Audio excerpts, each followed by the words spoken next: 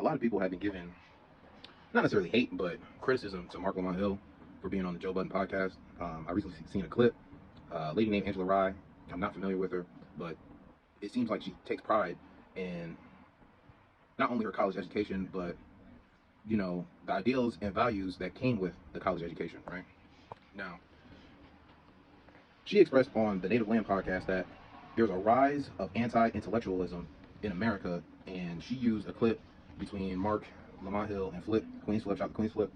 They was arguing, right? Now, Mark is known like he's a professor. Well, is he still currently a professor? I don't know, but he was a professor. He's obviously on CNN. Obviously a recognized journalist, especially in the black community.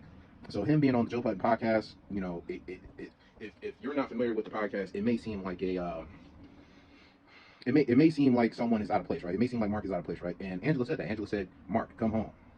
She pretty much expressed you shouldn't be fucking with those dumbass niggas, right? Now, I'm reading a book. The book is called The Wretched of the Earth by Frantz Fanon. This book is about colonialism and the mistakes countries and its leaders make during the decolonization period. Right now, France, he focuses on Africa. His historical examples are from like Senegal and are from Algeria, stuff like that. Right, so it's obviously African black focus, right? It's obviously African black focus, but the themes in this book don't only apply to African/black people. These themes are found throughout white revolutions and white history as well. What do I mean? France explains in the book, when countries start the decolonization period, a lot of times the intellectuals or the people who were lucky enough to have some form of education in these places, once they get the education and once they figure out a little bit how the colonial system works, these people normally, even if they want to change the system, they normally want to change it in a way where instead of it being some European we don't know controlling all the resources in the land and the people, it switches over to a black elite or a national bourgeoisie. That's how he describes it, right? So this black elite or national bourgeoisie, normally they express ideas like how Angela expressed about Mark, not Mark, but about the Joe Budden podcast and everyone except for Mark. Pretty much it's a waste of time to even entertain people who are deemed as less intelligent because she just sees that as a waste of time, right? She feels like with the rise of anti-intellectualism, and I do agree with her on some level, right? There's a lot of people that are participating, there's a lot of people that are just going through life. They don't want to learn, advance, grow. They just want everything to be comfortable. That is a common theme in America, especially in Black America. But if you deem yourself as an intellectual and you went to these schools and you got this information, if you're not bringing it back home to the hood to teach the people, if you don't believe me, and if you don't believe Franz, because he says the same thing, historically, if you want to take it to the white people, right? If you guys remember, well, you guys don't remember, none of us was alive, right? But pay attention. Russia, right? Y'all know who Lenin is, right? He's like the godfather of communism. All of the communists love him, right? Lenin. I'm not hating on him, not hating on communism, but Lenin had the ability to receive some form of education where he knew how to read and write in multiple languages well enough that he was coming up with plans. Russia kicked him out. They exiled him, right? So he was running around Europe getting knowledge and information, but he was stuck in Europe, not able to actually start the revolution in Russia, and he had to wait for the poor people in Russia to finally have enough of the Tsar kingdom bullshit that they had, right? So it took the peasants saying, hey, we're hungry and we're fucking tired of the dumbass government in order for there even to be a revolution and for communists to take over, right? So Lenin gets into power, right? He sits back, he waits for the poor people to finally have enough, and then he enacts his plan to get into power. That's how he gets into power, and that's how Stalin was getting exiled too. Stalin was getting exiled to Serbia, right? Siberia, whatever you want to call it, right?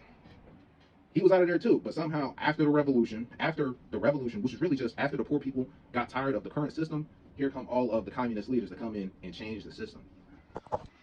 Franz explains further in the book, once the system is changed, once the old power system is kicked out and the new leaders step in, a lot of the time, because these leaders are intellectuals and they express similar ideologies as Angela Rye did on her podcast, we're not really discussing what we think with the broke niggas.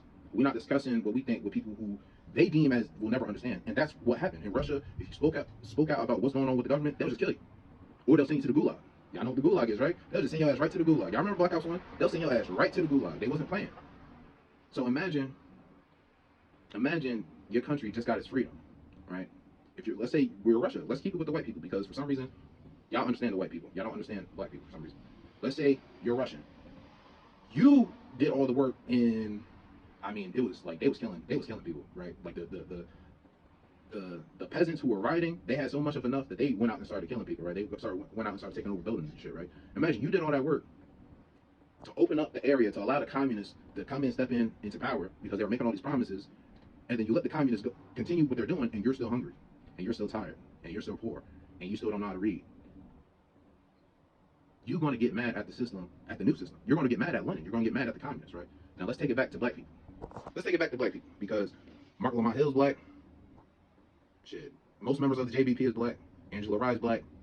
And when Angela Rye is telling Mark Lamont Hill to come home, she's telling him to come home to the black intellectuals. She's not telling him to come home to, like, come on, we got to do the math, right? She's telling him to come home to the black intellectuals, right? So let's take it back.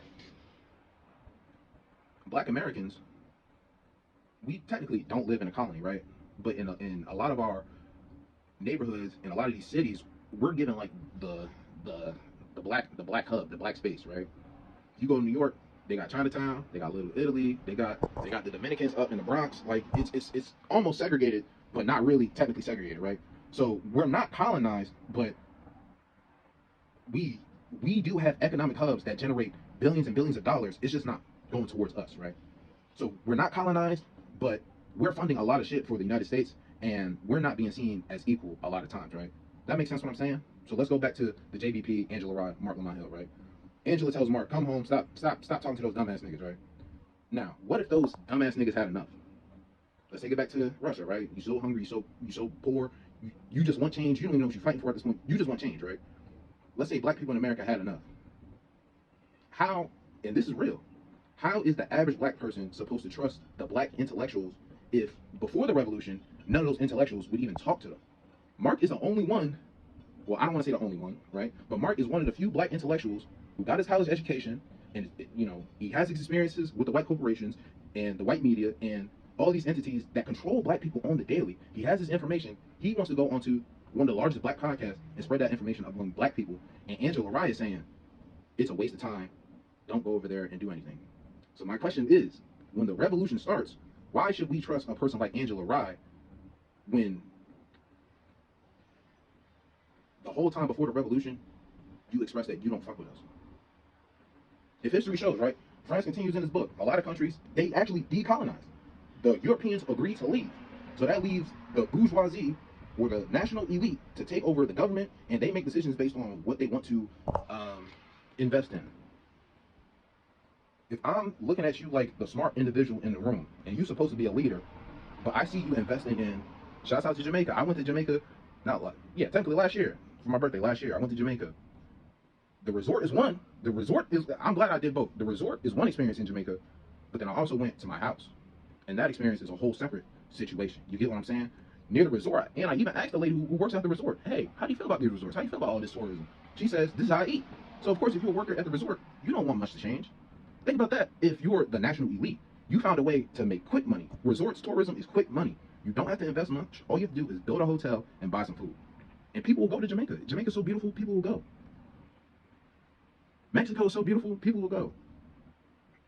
Fucking the DR so beautiful, people will go. Fucking Puerto Rico so beautiful, people will go. So you have these national elites that are making decisions based on quick money right now.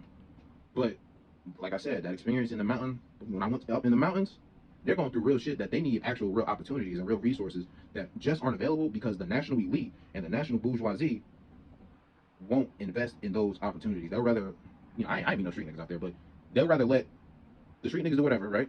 They'll rather let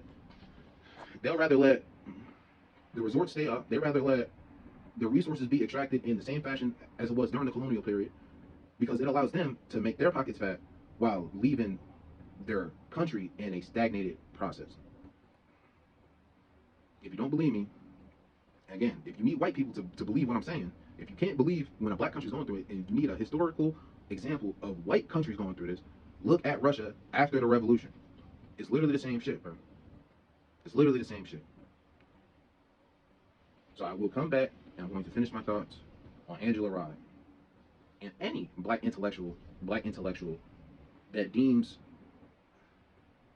it unnecessary that once you get the information and you get the knowledge, if you deem it unnecessary to bring it home and do something productive with it, with the lower class peasants, whatever word you want to use, and you hold that information and you use it for your personal benefit only, how can people trust you once the revolution starts?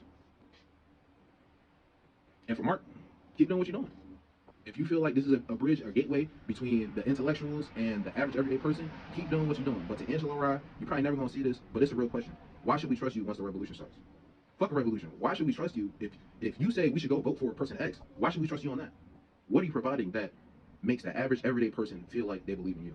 In order for you to say it's not even worth the time to talk to dumbass niggas like Queensflip, right? It's not a good makeup. It's not a good makeup.